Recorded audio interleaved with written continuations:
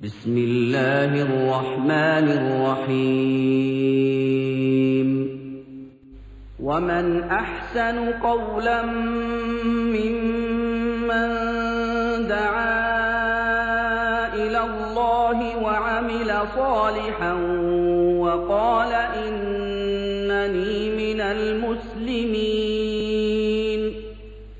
ولا تستوي الحسنة ولا السيئة ادفع بالتي هي أحسن فإذا الذي بينك وبينه عداوة كأنه ولي حميم. السلام عليكم ورحمة الله وبركاته. الحمد لله رب العالمين، نحمده ونستعينه ونؤمن به ونتوكل عليه، ونعوذ بالله من شرور أنفسنا ومن سيئات أعمالنا. من يهدي الله فلا مضل له ومن يضلل فلا هادي له. أشهد أن لا إله إلا الله وحده لا شريك له، وأشهد أن محمدا عبده ورسوله أرسله بالهدى ودين الحق ليظهره على الدين كله ولو كره المشركون. اللهم صل على محمد وعلى آل محمد كما صليت على إبراهيم وعلى آل إبراهيم إنك حميد مجيد. اللهم بارك على محمد وعلى آل محمد كما باركت على إبراهيم وعلى آل إبراهيم إنك حميد مجيد. أما بعد فإن خير الحديث كتاب الله، وخير السنن سنن محمد صلى الله عليه وسلم، وشر الأمور محدثاتها وكل محدثة بدعة وكل بدعة ضلالة وكل ضلالة في النار. اتقوا الله عباد الله، أوصيكم وإياي أولا بتقوى الله. إن نريد إلا الإصلاح ما استطعت وما توفيقي إلا بالله عليه توكلت وإليه أنيب. اللهم رب اشرح لي صدري ويسر لي أمري واحلل عقدة من لساني يفقهوا قولي. أعوذ بالله من الشيطان الرجيم. بسم الله الرحمن الرحيم. فأقم وجهك للدين حنيفا فطرة الله التي فطر الناس عليها لا تبديل لخلق الله ذلك الدين القيم ولكن أكثر الناس لا يعلمون. തമേശ്വരാണം പരമം മഹേശ്വരം താം ദേവതാനാം പരമം ജദൈവതം പതിം പതിനാ പരമം പരസ്താദ് വിധാമദേവം ഭുവനേശമേദ്യം.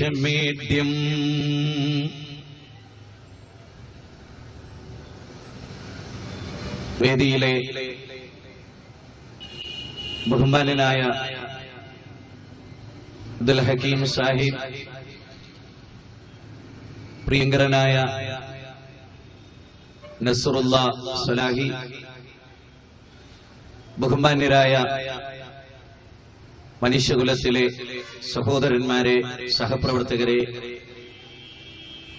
ഇതര മത ആദർശ വിശ്വാസികളായിട്ടുള്ള സുഹൃത്തുക്കളെ, ആറ്റിങ്ങലിൽ പ്രത്യേകിച്ച് ടൗണിന്റെ ഹൃദയഭാഗത്ത് ബസ് സ്റ്റാൻഡിനോട് ചേർന്ന് വളരെ ശ്രദ്ധേയമായ ഒരു വിഷയത്തിലെ പ്രഭാഷണമാണ് ഇവിടെ നടക്കാനിരിക്കുന്നത്. നമ്മളിവിടെ കാലഘട്ടത്തിന്റെ താല്പര്യമനുസരിച്ച് വളരെ ഗൗരവമായി പരിഗണിക്കേണ്ടുന്ന എല്ലാ മതസമൂഹവും അടിസ്ഥാനപരമായി ചർച്ച ചെയ്യേണ്ടുന്ന ഒരു വിഷയത്തിലേക്ക് വെളിച്ചം വീശുകയാണ്. യാതൊരു ഭൗതികമോ പ്രാസ്ഥാനികമോ ആയ താല്പര്യങ്ങളില്ലാതെ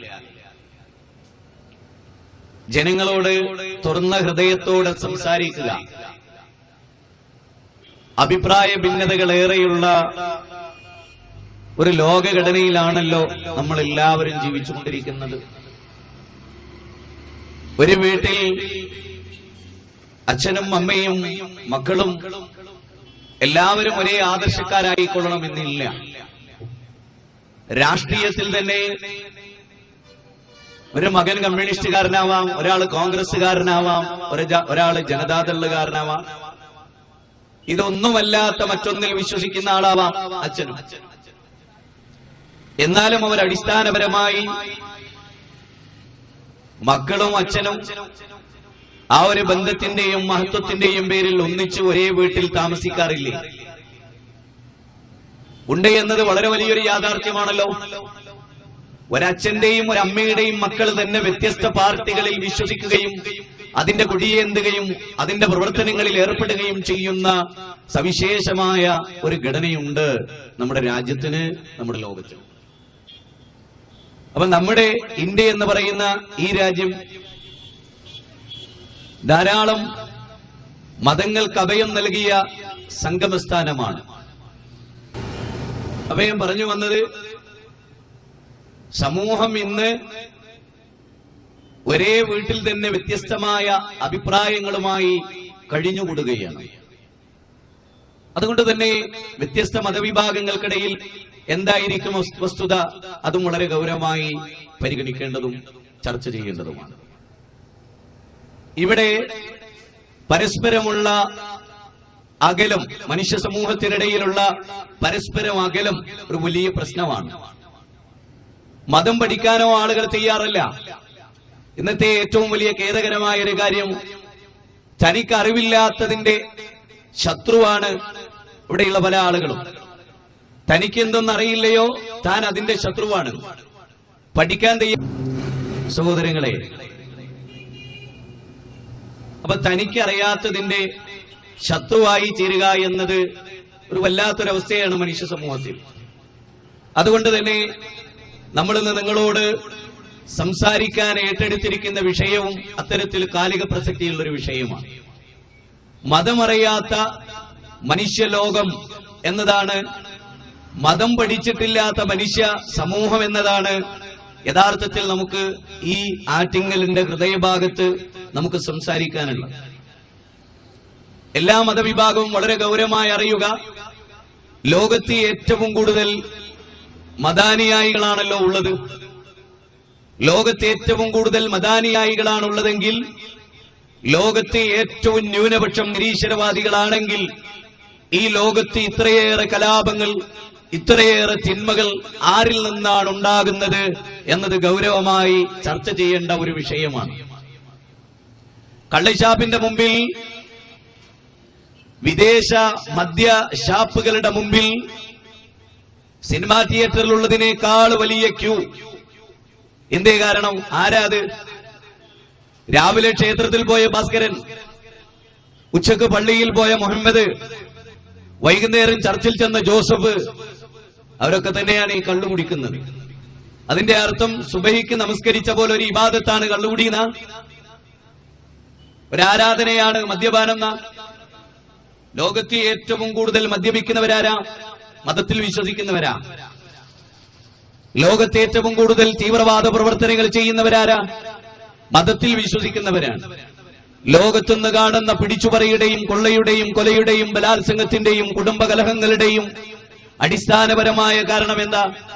അവരൊക്കെ ഒന്നെങ്കിൽ ഏതെങ്കിലും ഒരു മതത്തിന്റെ, ആ മത സമൂഹത്തിൽ ജനിച്ചവരും അതിന്റെ പേരിൽ അവകാശങ്ങൾ പറയുന്നവരും അതിന്റെ പേരിൽ ആനന്ദം കണ്ടെത്തുന്നവരുമൊക്കെയാണ് എന്ന വസ്തുത മുൻനിർത്തിക്കൊണ്ടാണ് മതമറിയാത്ത മനുഷ്യലോകം എന്ന വിഷയം നമ്മളിവിടെ തിരഞ്ഞെടുത്തിട്ടുള്ളത്. 85% വരുന്ന 87% വരുന്ന ഹൈന്ദവർ ജീവിക്കുന്ന ഒരു നാട്. അതുപോലെ തന്നെ ലോകത്ത് മുസ്ലിം രാജ്യങ്ങളിൽ 1-ാം സ്ഥാനം നിൽക്കുന്നത് ഇന്തോനേഷ്യയാണ്. ഇന്തോനേഷ്യ കഴിഞ്ഞാൽ പിന്നെ ഏറ്റവും കൂടുതൽ ജനസംഖ്യയുള്ള മുസ്ലിം രാജ്യം എന്ന് പറയുന്നത് അത് ഇന്ത്യ എന്ന് പറയുന്ന ഈ മഹാരാജ്യമാണ്. വിവിധ മതങ്ങൾക്ക് അഭയം നൽകിയ സംഗമസ്ഥാനമായി ലോകത്തിന്റെ നെറുകയിൽ അഭിമാന പുരസ്സരം കയറി നിന്ന രാജ്യമാണല്ലോ നമ്മുടെ ഇന്ത്യ. ഇവിടെ സംഭവിക്കുന്നത് രാഷ്ട്രീയ നായകന്മാർക്കും മതമറിയില്ല, മതത്തിലെ ഏറ്റവും ഉന്നതരായ അധ്യക്ഷന്മാർക്കും മതമറിയില്ല എന്ന ഖേദകരമായ ഒരു വസ്തുത ഇവിടെയുണ്ട്. ആര് കൂടുതൽ മതത്തിന്റെ പേരിൽ പറയുന്നു അവന് മതമറിയില്ല. നിങ്ങൾ എല്ലാ മതത്തിന്റെ ആചാര്യന്മാർ എന്റെ മുമ്പിൽ ഒരു അരമണിക്കൂർ കൊണ്ടുവന്ന് നിർത്തും, ഞാൻ പഠിപ്പിച്ചിട്ട് അവർക്ക് മതം അറിയില്ല, നിങ്ങൾക്ക് ഞാൻ തെളിയിച്ചു തരും. അത് ഹൈന്ദവ പണ്ഡിതനെ നിങ്ങൾ കൊണ്ടുവന്നോളൂ, ക്രൈസ്തവ പണ്ഡിതനെ കൊണ്ടുവന്നോളൂ, ഇസ്ലാമിക പണ്ഡിതനെ കൊണ്ടുവന്നോളൂ, അവർക്ക് സാക്ഷാൽ മതമറിയില്ല എന്ന് ഒരു വെല്ലുവിളിയോടെ ഞാൻ ഇവിടെ വെച്ച് തെളിയിച്ചു തരും. അത് ഈ നാടിന്റെ ശാപവുമാണ്. പിന്നെ എന്താ ഇവിടെ ആളുകൾക്കറിയാം? പാരമ്പര്യമായി ആചരിച്ചു പോന്ന ആചാരങ്ങളും അനുഷ്ഠാനങ്ങളും അല്ലാതെ മതസ്രോതസ്സുകളിൽ നിന്ന് മതം പഠിച്ചവർ കുറവാണ്. മതം പഠിക്കേണ്ടത് എവിടെ നിന്നാ? മതം പഠിക്കേണ്ടത് മതം പഠിപ്പിക്കുന്ന സ്രോതസ്സുകളിൽ നിന്നാണ്. ആധുനിക സയൻസ് പുസ്തകം പഠിച്ചാൽ മതം പഠിക്കില്ല. A² AB + B² എന്ന മാത്തമാറ്റിക്സിന്റെ തിയറി പഠിച്ചാൽ അയാളെ കണക്കപ്പിള്ളയാകുന്നല്ലാതെ മതപണ്ഡിതനാവില്ല. H2O എന്ന ഫോർമുല പഠിച്ചാൽ 2 ഹൈഡ്രജനും 1 ഓക്സിജനും അതാണ് വെള്ളത്തിൽ ഇറങ്ങിയിരിക്കുന്നത് പഠിച്ചാൽ അയാൾ സയൻസ് വിദ്യാർത്ഥിയേ ആകുള്ളൂ. സയൻസ് വിദ്യാർത്ഥി മതവിദ്യാർത്ഥിയാവില്ല. ജിയോഗ്രഫി പഠിക്കുന്നവൻ മതവിദ്യാർത്ഥിയാവില്ല. അതുപോലെ സുവോളജി പഠിക്കുന്ന ഒരാള് മതവിദ്യാർത്ഥിയാവില്ല. അനാട്ടമി പഠിക്കുന്ന ഒരാൾ മതവിദ്യാർത്ഥിയാവില്ല. മതം പഠിക്കേണ്ടത് മതത്തിന്റെ സ്രോതസ്സുകളിൽ നിന്നാണ്. അതിവിടെ ഏതൊക്കെയാ? മതം പഠിക്കാൻ ഞാൻ മതവിശ്വാസിയാണ്, ഞാൻ പലരോടും ചോദിക്കും നിങ്ങൾ മതവിശ്വാസിയാണോ? അതെ, ഏത് മതം? ഏത് മതമാണ്? ഒരു ഹൈന്ദവൻ അയാൾ എവിടെ നിന്നാ മതം പഠിച്ചത്? ഋഗ്വേദം കണ്ടിട്ട് പോലുമില്ല ജീവിതത്തിൽ. മഹാഭൂരിപക്ഷം വരുന്ന ഹൈന്ദവരും ഋഗ്വേദം കണ്ണുകൊണ്ട് കണ്ടിട്ട് പോലുമില്ല. ഞാൻ വെറുതെ പറയല്ല, കണ്ടവർ വരട്ടെ. എത്ര പേര് കണ്ടു? ഇല്ല എന്നാണ് ഞാൻ പറയാ. ഉറച്ചു പറയണം, ധൈര്യത്തോടെ പറയണം.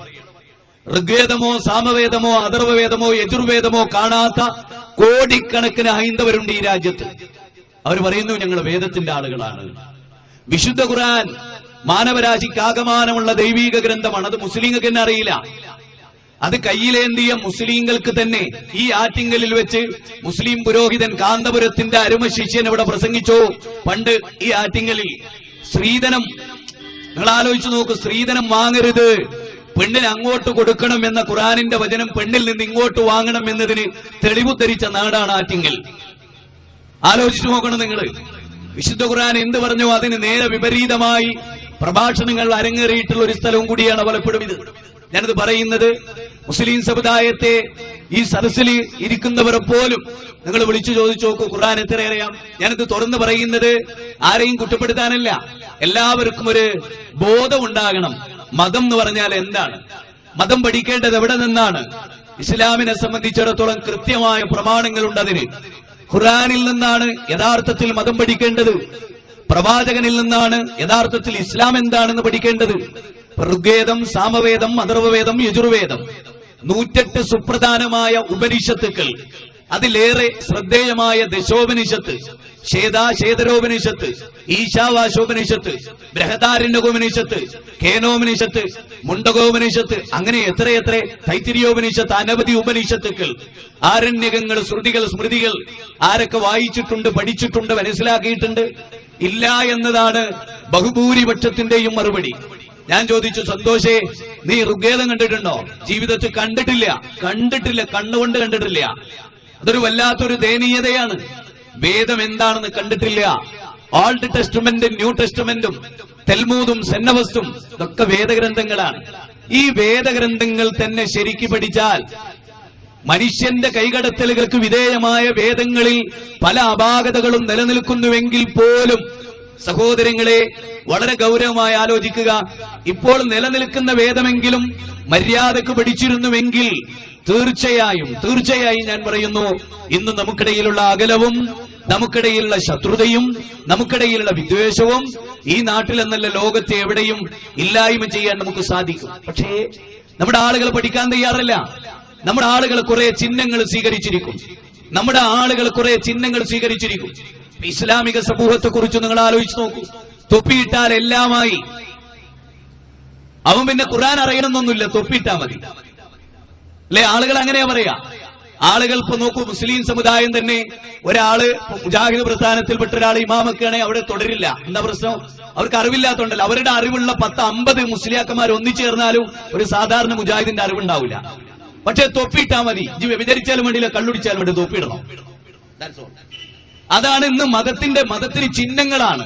ചുവന്ന കുറി ധരിച്ചാൽ, മഞ്ഞ കുറി ധരിച്ചാൽ, അല്ലെങ്കിൽ ചുവന്ന ചരട് കെട്ടിയാൽ മതത്തിലെ ആരാ നിങ്ങളോടൊക്കെ ഇത് പറഞ്ഞത്? ഞാൻ വെല്ലും ചോദിക്കണം, ആരാ പറഞ്ഞത്? ഏത് മതത്തിലുള്ളത്? ഒരു ഗ്രന്ഥത്തിലും ഇല്ല. ധൈര്യമായിട്ട് നിങ്ങൾ പറഞ്ഞു, ഒരു ഗ്രന്ഥത്തിലും ഇല്ല. ഇന്ന് മതഗ്രന്ഥങ്ങളിലുള്ളതല്ല ആളുകൾ ചെയ്യുന്നത്. മതം എന്ത് പറഞ്ഞോ അതിന്ന് മതത്തിന്റെ പേരിൽ ഇല്ല.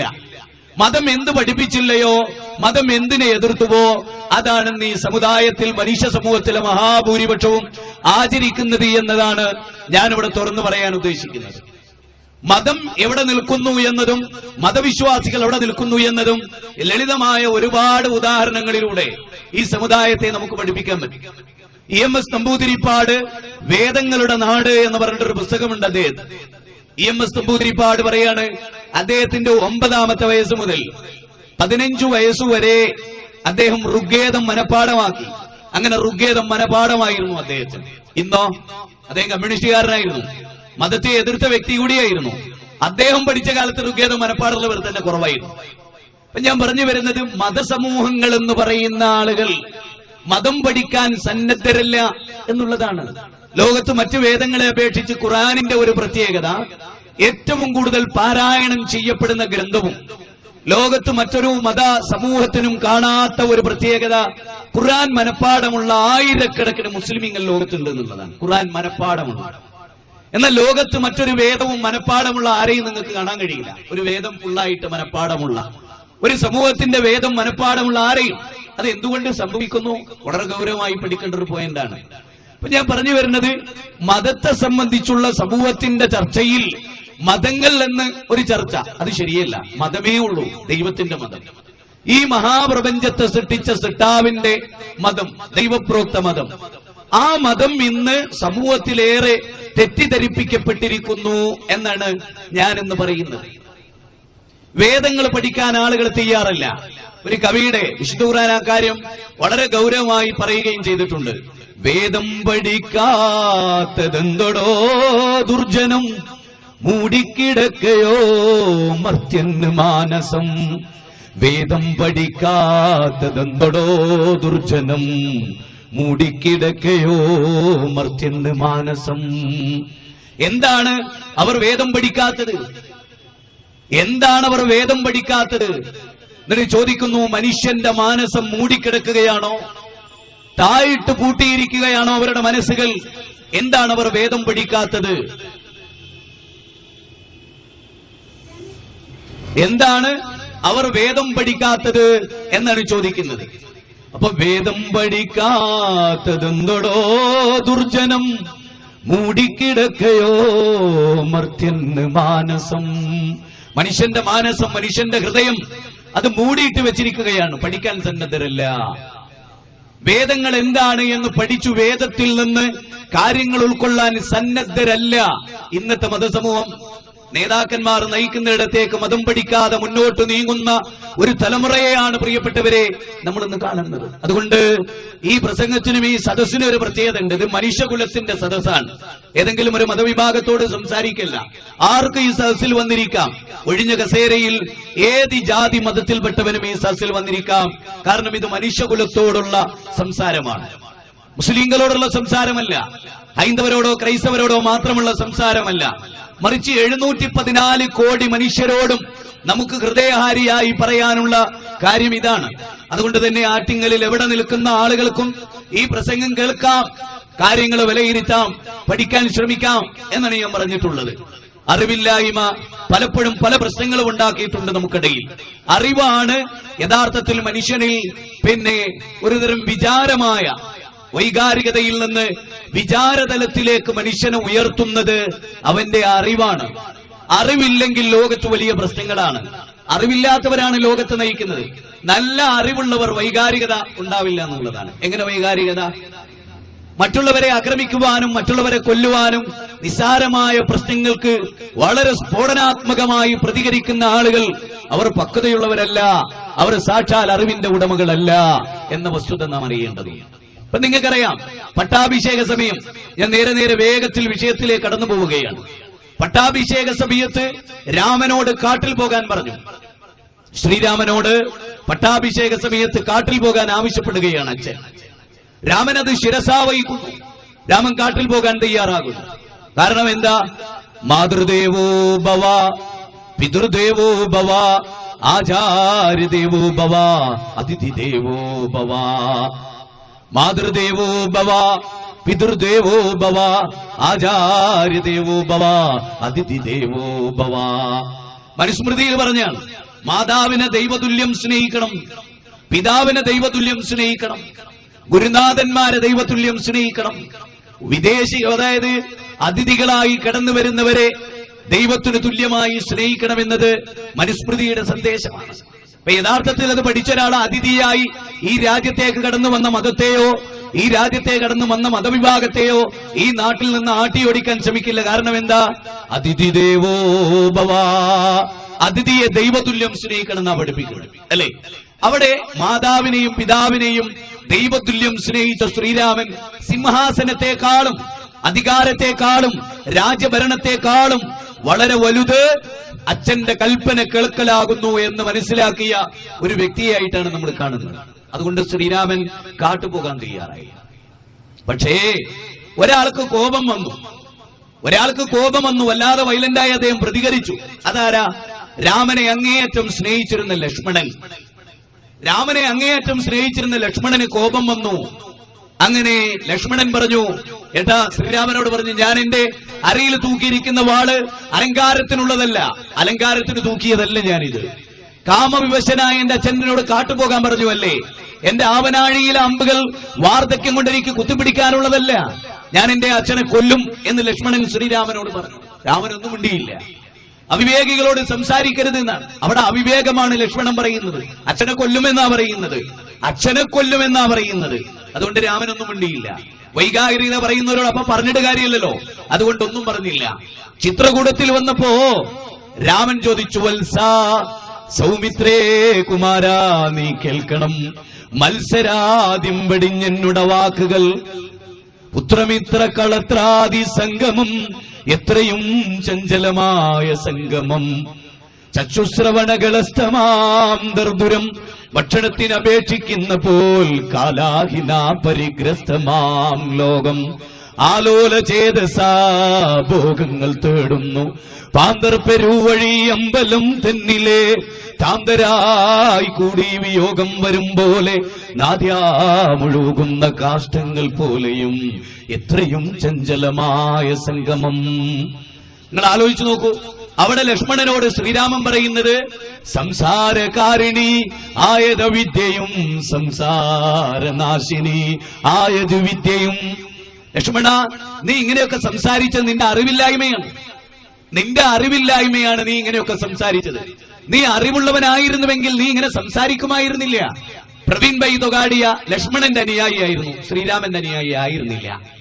അതുകൊണ്ട് തന്നെ മാറാട് വന്നപ്പോ അദ്ദേഹം പറഞ്ഞു, മാറാട് ഗുജറാത്ത് ആക്കണം. അതാണ് ലക്ഷ്മണ ശിഷ്യന്റെ പ്രത്യേകത, രാമശിഷ്യന്റെ പ്രത്യേകതയല്ല. പക്ഷെ അദ്ദേഹം പറയുന്നു, അദ്ദേഹം രാമന്റെ ശിഷ്യനാണ്. ഞാൻ സമ്മതിച്ചിട്ടില്ലേ, എനിക്ക് സമ്മതിക്കാൻ കഴിയില്ല. കാരണം എന്താ? രാമൻ പഠിപ്പിച്ച സിദ്ധാന്ത പ്രകാരം കോപത്തെ ഒതുക്കി വെക്കുന്നവൻ വിജ്ഞാനിയാണ്, കോപം വരുന്നവൻ വിജ്ഞാനിയല്ല. അതുകൊണ്ടാണ് അദ്ദേഹം അങ്ങനെ പറഞ്ഞു കൊടുത്തത്. എന്നിട്ട് അദ്ദേഹം പറഞ്ഞു കൊടുത്തു, സിംഹാസനം എന്നൊക്കെ പറയുന്നത് നീ എന്താ കരുതിയത്? അധികാരം എന്നൊക്കെ പറഞ്ഞാൽ വലിയ ആനക്കാര്യമാണോ ലക്ഷ്മണ?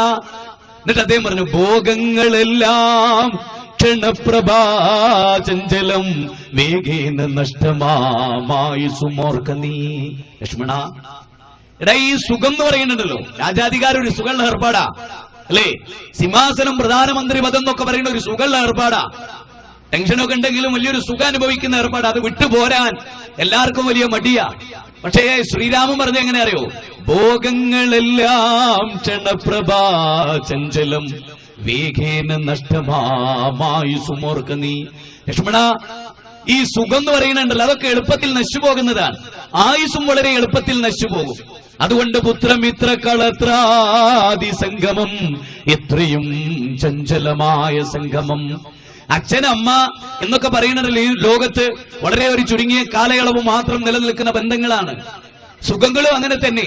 പാമ്പിന്റെ വായിൽ അകപ്പെട്ട തവള സുഖങ്ങൾക്ക് തേടിക്കൊണ്ടുപോകുന്ന പോലെ കാലാഹിന പരിഗ്രസ്തമാം ലോകം, കാലമാകുന്ന പാമ്പിന്റെ വായിലാണ് ലക്ഷ്മണ. അതുകൊണ്ട് ഈ സുഖങ്ങളുടെ പേരിൽ അച്ഛനെ കൊല്ലുന്നൊക്കെ നീ വൈകാരികമായി പറഞ്ഞത് ശരിയല്ല. അവിടെ ശ്രീരാമൻ പറയുന്നത് അറിവില്ലായ്മയാണ് പ്രശ്നം.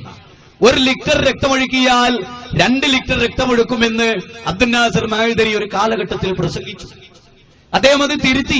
ഇപ്പോൾ അദ്ദേഹം തീവ്രവാദത്തിനെതിരാണെന്ന് മാത്രമല്ല, മഹല്ലുകൾ തോറും തീവ്രവാദത്തിനെതിരെ ബോധവൽക്കരണം നടത്തണമെന്ന് അദ്ദേഹത്തിന്റെ പ്രഖ്യാപനം പോലും പത്രധാര നമ്മൾ കാണുകയുണ്ടായി. കാരണം 9 കൊല്ലത്തിന്റെ ജയിൽവാസത്തിലൂടെ ഒന്നും എല്ലാം നഷ്ടപ്പെടുകയും ഒന്നും നേടാനാവാതിരിക്കുകയും കണ്ട് മനം മാറ്റമുണ്ടായി അദ്ദേഹത്തിന് കാര്യങ്ങൾ മനസ്സിലായി.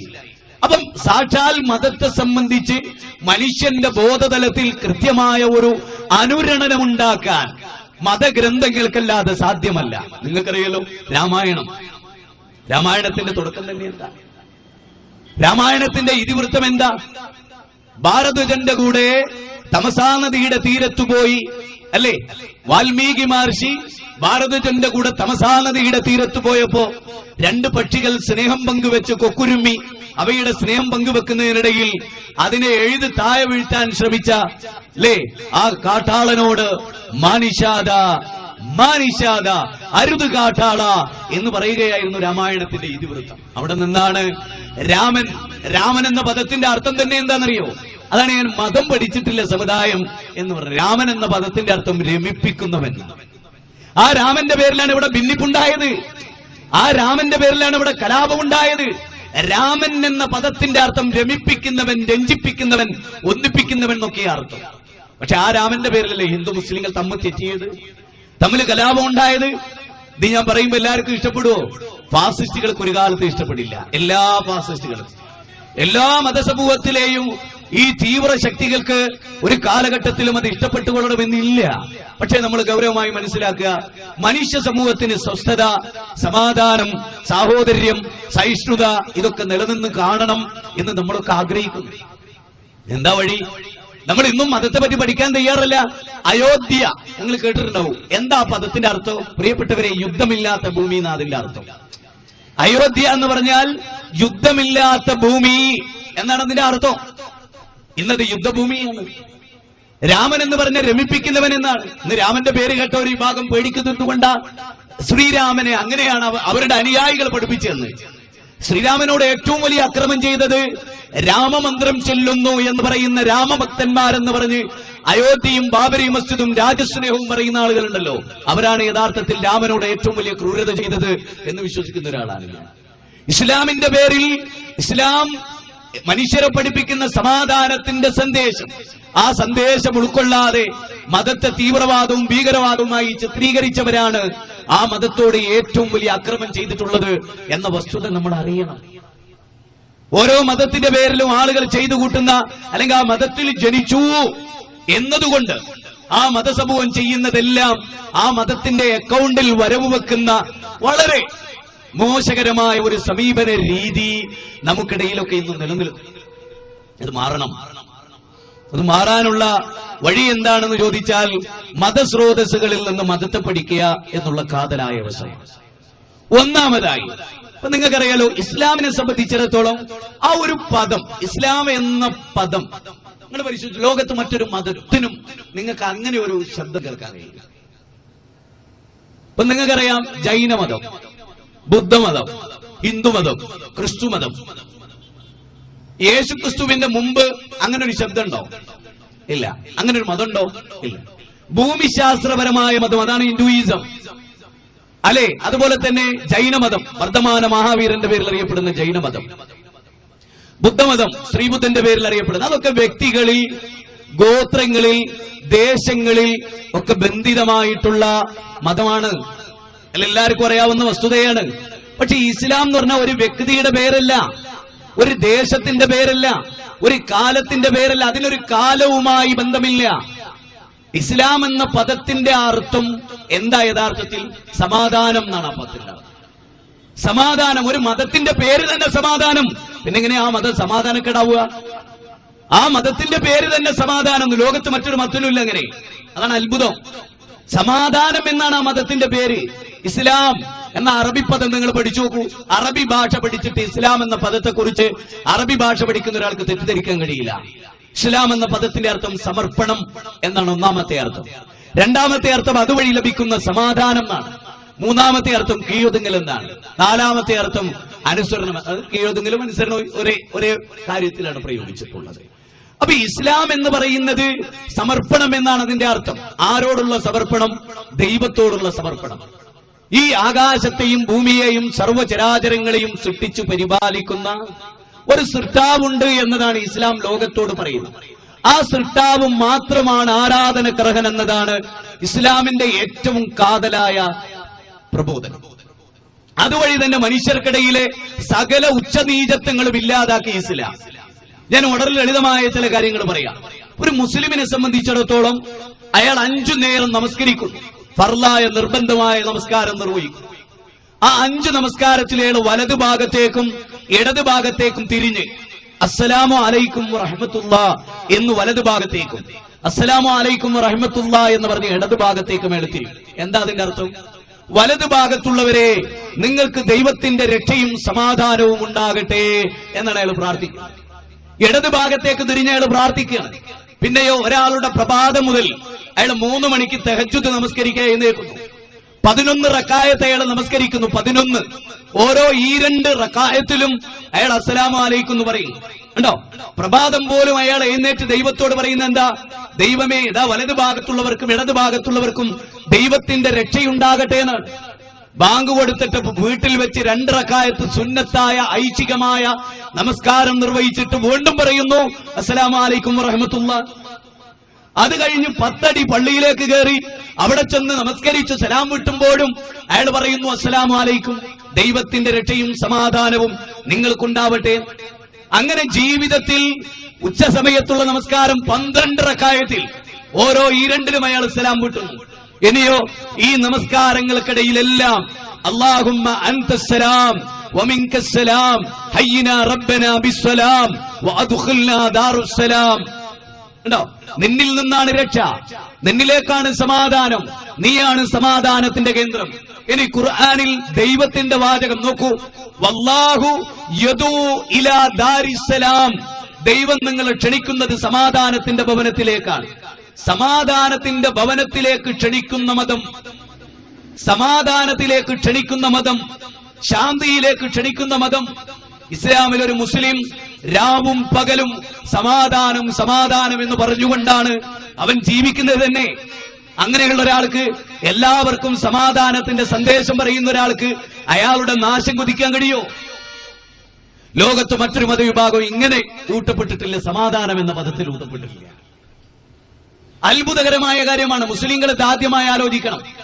ഏറ്റവും അത്ഭുതകരമായ കാര്യം, ജീവിതത്തിന്റെ എല്ലാ വീട്ടിലേക്ക് കയറി ചെല്ലുന്നു. ഒരു മുസ്ലിമും അമുസ്ലിങ്ങളും തമ്മിലുള്ള വ്യത്യാസം എന്താ? തനിക്ക് വേണ്ടി അധ്വാനിച്ച് കഷ്ടപ്പെട്ട പിതാവിനെ വീട്ടിലേക്ക് കയറി ചെല്ലുമ്പോൾ ഒരു മകൻ കാണുക. അവൻ കയറി ചെന്ന് പറയുന്നു അസ്സലാമു അലൈക്കും യാ അബി, എന്റെ പ്രിയപ്പെട്ട പിതാവേ, നിങ്ങൾക്ക് ദൈവത്തിന്റെ രക്ഷയുണ്ടാകട്ടെ എന്ന് പ്രാർത്ഥിച്ചിട്ടാണ് ഒരു മുസ്ലിം വീട്ടിൽ കയറി ചെല്ലുന്നത്. ബെഡ്റൂമിലേക്ക് കയറുമ്പോ ഭാര്യയോട് സലാം പറഞ്ഞിട്ടാണ് അവൻ അങ്ങോട്ട് കടന്നു ചെല്ലുന്നത്. മക്കളോട് സലാം പറഞ്ഞിട്ടാണ് അവൻ കടന്നു ചെല്ലുന്നത്. തന്റെ സഹപ്രവർത്തകനോട് രക്ഷയുടെ വാചകം പറഞ്ഞുകൊണ്ടാണ് അവൻ കടന്നു ചെല്ലുന്നത്. അങ്ങനെ ജീവിതത്തിന്റെ എല്ലാ മേഖലകളിലും സമാധാനം പ്രാർത്ഥിക്കുന്ന ഒരു മുസ്ലിമിനെ എങ്ങനെ സമാധാന വിരുദ്ധനാകാൻ കഴിയും? അത് അടിസ്ഥാനപരമായി എല്ലാവരും ആലോചിക്കേണ്ടതാണ്. അടിസ്ഥാനപരമായി എല്ലാവരും ആലോചിക്കേണ്ടതാണ്. ഇസ്ലാമിനെ സംബന്ധിച്ചിടത്തോളം വളരെ വളരെ വ്യക്തമാണ്. വീടിനെ പറ്റി അറബിയിൽ മസ്കൻ എന്നാ പറയാ. ഇസ്ലാമിൽ ഒരു വീടിന്റെ പേര്, ഏതൊരു മുസ്ലിമിന്റെ വീടിനും മസ്കൻ എന്നാണ് പേരിടുന്നത്. ശാന്തിഗ്രഹം. ശാന്തിഗ്രഹം അറബിയിൽ മസ്കൻ എന്ന് പറഞ്ഞാൽ ശാന്തിഗ്രഹം. അവിടെ ഭാര്യയുടെ നാവിക്കിട്ട് ചവിട്ടി എന്നും കള്ളു കുടിച്ച് കലാപമാണെങ്കിൽ ആ വീടിന് ശാന്തിഗ്രഹം എന്ന് പറയില്ല. ഇസ്ലാമിന്റെ വീടിന് പോലും ശാന്തിഗ്രഹം എന്ന് നാമകരണം ചെയ്യാൻ ഖുർആൻ മനുഷ്യരെ പഠിപ്പിച്ചു. ആലോചിക്കണം. ശാന്തിഗ്രഹം. ഭാര്യാഭർത്തൃ ബന്ധത്തെ പറ്റി പറഞ്ഞപ്പോ വൈരുദ്ധ്യാധിഷ്ഠിത ഭൗതികവാദമല്ല, പാരസ്പര്യമാണ് ഉന്നതമായിട്ടുള്ള കാര്യം എന്ന് പഠിപ്പിച്ചു ഇസ്ലാം. എന്നിട്ട് ഖുർആൻ പറഞ്ഞു ലിതസ്കുനു ഇലൈഹ വജഅല ബൈനകും മവദ്ദതൻ വറഹ്മ. നീ ഭാര്യയിലേക്ക് സമാധാനമടയാൻ, ഭാര്യ നിന്നിലേക്കും സമാധാനമടയാൻ. അപ്പൊ ദാമ്പത്യം എന്നതുപോലും സമാധാനമാണ്. അപ്പൊ ജീവിതത്തിന്റെ എല്ലാ മേഖലയെയും സമാധാനവുമായി ബന്ധപ്പെടുത്തിയ ഒരു മതത്തെ ഏറെ തെറ്റിദ്ധരിപ്പിക്കപ്പെട്ടു. ഇവിടെ ആ മതസമൂഹം തെറ്റ് ചെയ്തിട്ടൊന്നല്ല. ഞാൻ ഉറച്ചു വിശ്വസിക്കുന്നു മറ്റേതൊരു സമൂഹത്തിലെ തീവ്രവാദികളെക്കാളും അത്ര തീവ്രവാദികൾ മുസ്ലിം സമൂഹത്തിൽ ഇല്ല. അതെന്റെ പ്രസംഗം അവസാനിക്കും നമുക്ക് മനസ്സിലാവും. ഇവിടെ ഇന്ന് തെളിയിക്കപ്പെട്ടുകൊണ്ടിരിക്കുന്നക്കാരെ സന്യാസിമാരിലേക്ക്, ഈ രാജ്യത്തിന്റെ പട്ടാളക്കാരിലേക്ക് പോലും കൃത്യമായി ബോംബുണ്ടാക്കുന്നു, അവർ സപ്ലൈ ചെയ്യുന്നു, അവർ വിൽക്കുന്നു. അങ്ങനെ ഒരു സിമെന്റഡ് പ്രൂഫ് മുസ്ലിങ്ങൾക്ക് നേരെ ഇന്നും ഉന്നയിക്കപ്പെട്ടിട്ടില്ല. ഊഹങ്ങളാണ്, പത്രത്തിന്റെ കള്ളവാർത്തകളാണ്. മുസ്ലിങ്ങളിൽ തീവ്രവാദികളുണ്ട്, മുസ്ലിങ്ങളിൽ ഭീകരവാദികളുണ്ട്, മുസ്ലിങ്ങൾ രാജ്യദ്രോഹികളുണ്ട്. പച്ചയായി ഞങ്ങൾ എതിർത്തിട്ടുണ്ട് ഏത് കാലത്തും. പക്ഷെ ഇവിടെ പ്രചരിപ്പിക്കപ്പെടുന്നത് യാഥാർത്ഥ്യമല്ല എന്നാണ് ഞാൻ പറയുന്നത്. ലോകത്തിലെ ഏറ്റവും വലിയ തീവ്രവാദികൾ പത്രപ്രവർത്തകരാണ്. നിങ്ങൾ ക്ഷമിക്കണം. ഇന്ത്യ കണ്ട ഏറ്റവും വലിയ ഭീകരവാദികൾ പത്രപ്രവർത്തകരാണ്. കേരളത്തിൽ കലാകൗമുദി, മാതൃഭൂമി, മലയാള മനോരമൊക്കെ ഇന്ന് തീവ്രവാദത്തിന്റെ മുൻപന്തിയിലാണ്. ഞാൻ പരസ്യമായി പറയുന്നു. എന്തുകൊണ്ട്? അതിൽ ശ്രദ്ധിക്കുന്ന ലേഖനങ്ങൾ അറിയാം. ഇന്നലെ ഒന്ന് വേറെ എഴുതും, നാളെ വേറൊന്ന് എഴുതും. എന്നിട്ട് പിന്നീട് വലിയ ആദ്യത്തെ ഫ്രണ്ട് പേജിൽ മുസ്ലിം ഇല്ലാത്ത ന്യൂനതകൾ പറയും. പിന്നെ 5 ദിവസം കഴിഞ്ഞിട്ട് അതിന്റെ 5ാമത്തെ പേജിൽ ഒരു ചെറിയ പാരഗ്രാഫിൽ തെറ്റായിരുന്നു. കേരള കൗമുദി കഴിഞ്ഞ ദിവസം ഭീമാപ്പള്ളിയിൽ ഒരു പ്രവർത്തകനെ പിടിച്ചു. അവന് മുങ്ങിക്കപ്പൽ വരെ ഓടിക്കാൻ അറിയാം. അവൻ അത്ര ട്രെയിനിങ് ഉള്ള തീവ്രവാദിയാണെന്നാണ് കേരള കൗമുദി എഴുതിയത്. സൈക്കിള് പോലും ഓടിക്കാൻ അറിയില്ല, സൈക്കിള് ഓടിക്കാൻ അറിയില്ല. അങ്ങനെയുള്ള മുഹമ്മദ് റാഫിയെ കുറിച്ച് പറയുന്നത് അവൻ കപ്പലോടിക്കും, ബോട്ടോടിക്കും, വഞ്ചി ഓടിക്കും, മുങ്ങിക്കപ്പലോടിക്കും, അന്തർവാഹിനി യുദ്ധക്കപ്പലോടിക്കും എന്നാണ് കേരള കൗമുദി എഴുതിയത്. മനസ്സിലായോ? മുസ്ലിം സമൂഹത്തെ കുറിച്ച് ഏറ്റവും മ്ലേച്ഛമായി മാതൃഭൂമി പലപ്പോഴും എഴുതി. കാരണം അതിൽ ലേഖനം എഴുതുന്ന പലരും ഫാസിസ്റ്റ് മനസ്സുള്ളവരാണ്. ഞാനിത് പറയുന്നത് ഇസ്ലാമിനെ സംബന്ധിച്ചിടത്തോളം നീതിക്കും ന്യായത്തിനും എന്നും നിലനിന്നിട്ടുള്ള ഒരു ദർശനമാണ്. മുസ്ലിം സമുദായം അറിവില്ലാതെ പലതും ചെയ്തു. ഞാൻ പറഞ്ഞല്ലോ, പല അറിവില്ലായ്മകളും ഈ സമുദായത്തിനുണ്ട്.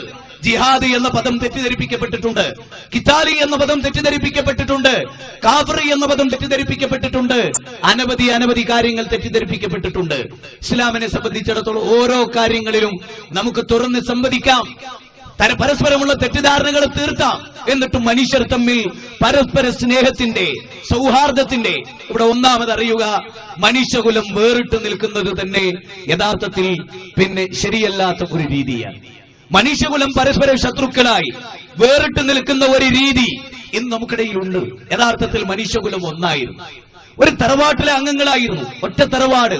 ആ തറവാട് ഇന്ന് ഇടിഞ്ഞു പൊളിഞ്ഞ് എട്ടുകാലി വലകെട്ടി, അല്ലെ, എല്ലാം തകർന്ന് തരിപ്പണമായി നിൽക്കുകയാണ് നമ്മുടെ തറവാട്. നമ്മുടെ പഴയ ആദം അലൈഹിസ്സലാമിന്റെ തറവാട്, നമ്മുടെ അച്ഛനമ്മമാരുടെ തറവാട്.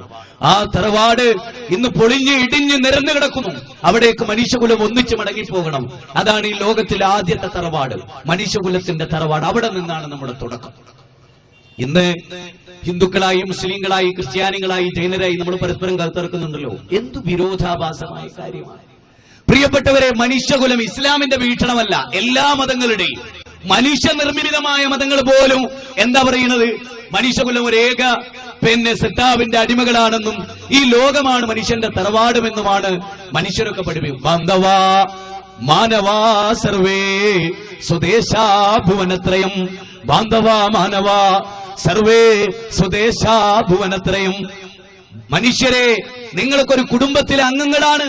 സർവേ സ്വദേശാ ഭുവനത്രയം, ലോകമാണ് തറവാട്. വസുദൈവ കുടുംബകം എന്ന് നമ്മൾ പറയും. ലോകം മുഴുവനും നമ്മുടെ തറവാടാണ്. നമ്മളല്ലേ ഒന്ന് നോക്ക്, ഇന്ത്യയിൽ ജനിക്കണം നമ്മൾ ആരെ വിചാരിച്ചു? നമ്മൾ നമ്മുടെ മാതാപിതാക്കളോട് പറഞ്ഞു, എന്നെ ആണായിട്ട് പെണ്ണായിട്ട് അവർക്ക് എന്തെങ്കിലും ഒരു പങ്കാളിത്തമുണ്ടോ നമ്മുടെ കാര്യത്തിൽ?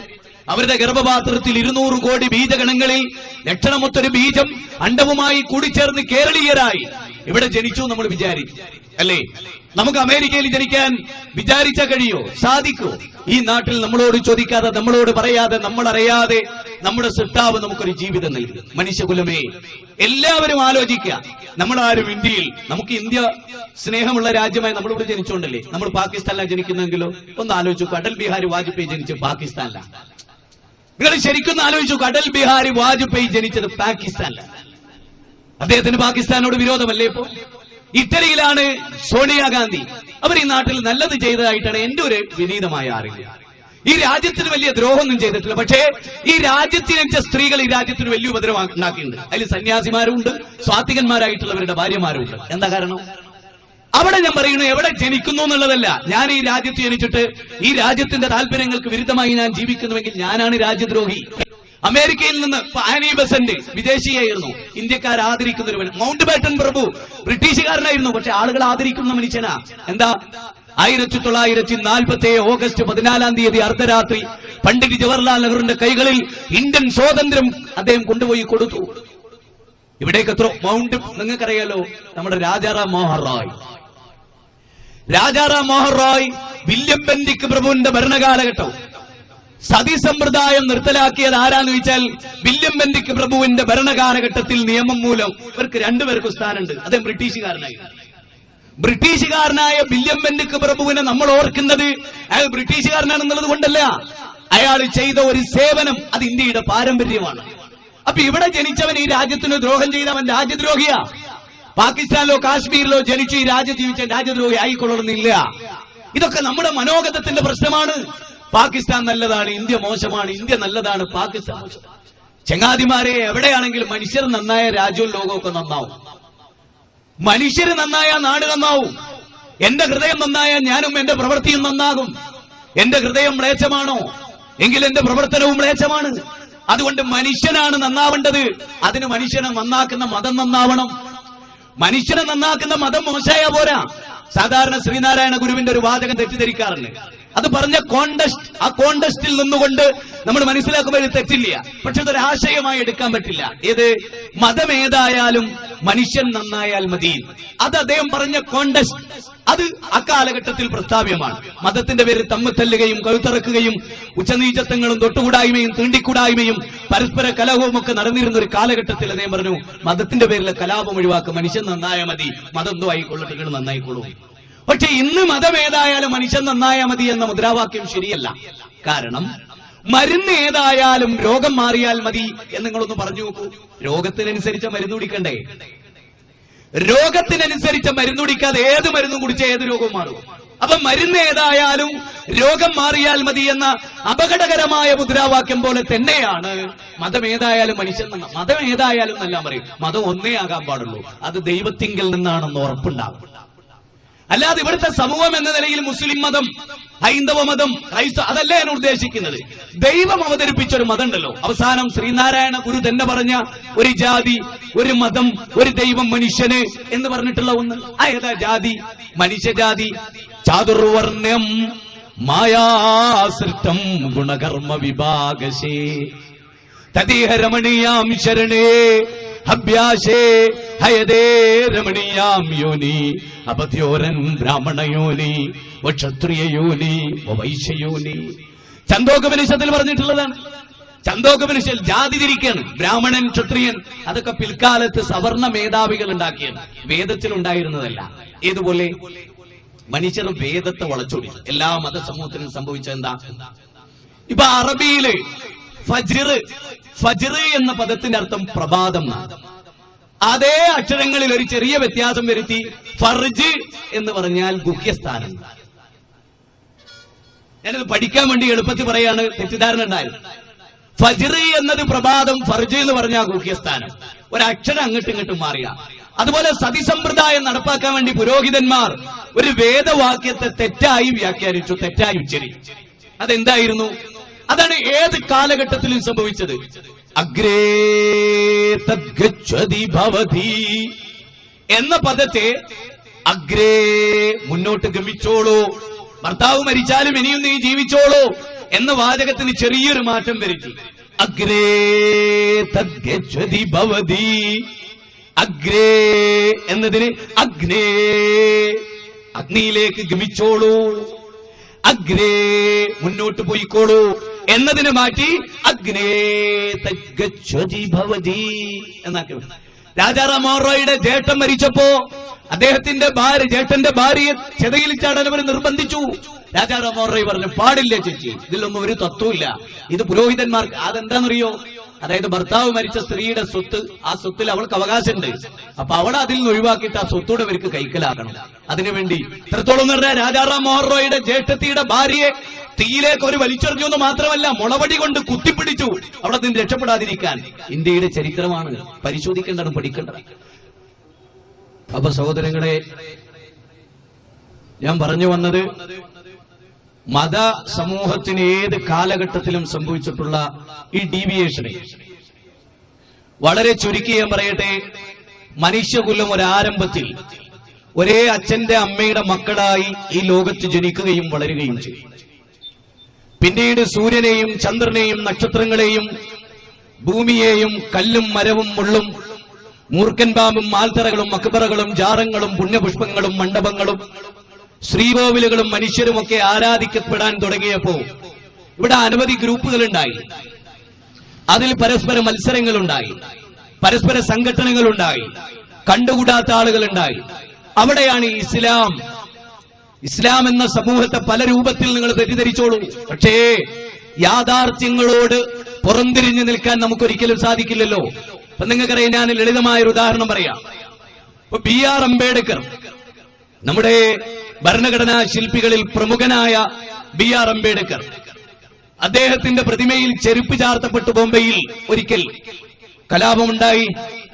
പിന്നീട് മഹാരാഷ്ട്രയിൽ അദ്ദേഹത്തിന്റെ പ്രതിമ തകർക്കപ്പെട്ടു. അദ്ദേഹത്തിന്റെ പ്രതിമ തകർക്കപ്പെട്ടപ്പോ 4 ജീവനാണ് അവിടെ പോയത്. 4 ജീവൻ.